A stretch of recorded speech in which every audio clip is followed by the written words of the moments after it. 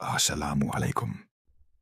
இந்த வீடியோவில் ரமலான் மாதங்களில் கணவன் நோன்பு இல்லை, மனைவி நோன்பு இருக்கிறார். கணவனுக்கு 3 வேளை சமைத்துக் கொடுத்தால் மனைவிக்கு நோன்பு உடைய கூலி கிடைக்குமா? அது பற்றி பார்க்கலாம். அதற்கு முன்பு இந்த வீடியோவை இப்ளீஸ் பார்க்க விடாமல் தடுப்பான்.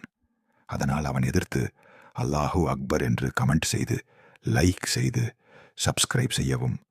ஒரு குடும்பத்தில் கணவன் நோன்பு இல்லாமல் இருந்தாலும் மனைவி நோன்பு வைத்திருக்கிறார் என்ற சூழலில் மனைவி 3 வேளை உணவு சமைத்துக் கொடுக்கலாமா? ஆம், சமைத்துக் கொடுக்கலாம். இஸ்லாமில் மனைவியின் கடமைகளில் ஒன்றாக குடும்பத்தை கவனிப்பதும் வருகிறது.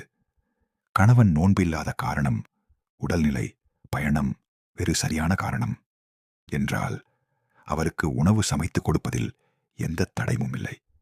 அதனால் மனைவியின் நோன்பு கூலி குறையுமா? இல்லை, குறையாது. மனைவி நோன்பு இருந்தபடியே கணவனுக்கு உணவு சமைத்தால் அவருடைய நோன்பு முறையாகவே செல்லும். அவருடைய கூலி சவாப் குறையாது. மாறாக அவர் 2 நன்மை பெற வாய்ப்பு உள்ளது.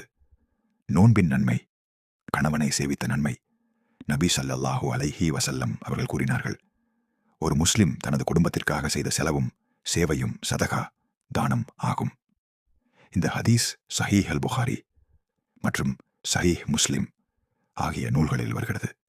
ஆனால் ஒரு கவனம், கணவன் உண்மையான காரணமின்றி நோன்பை தவிர்த்தால் அது தவறு. நோன்பு என்பது அல்லாஹ் கட்டளையிட்ட கடமை. குர்ஆனில் அல்லாஹ் கூறுகிறார், ஓ ஈமான் கொண்டவர்களே, உங்களுக்கு முன் இருந்தவர்களுக்கு விதிக்கப்பட்டது போல உங்களுக்கும் நோன்பு விதிக்கப்பட்டது. சூரா பகரா 283. முடிவு, மனைவி கணவனுக்கு சமைத்துக் கொடுக்கலாம். அதனால் நோன்பு கெடாது, கூலி குறையாது. நீயத், நல்ல நோக்கம் இருந்தால் கூடுதல் நன்மை கிடைக்கும். அல்லாஹ் நம்ம எல்லாரையும் சரியான முறையில் நோன்பு வைக்க வல்லவர்களாக ஆக்குவானாக. ஆமீன்.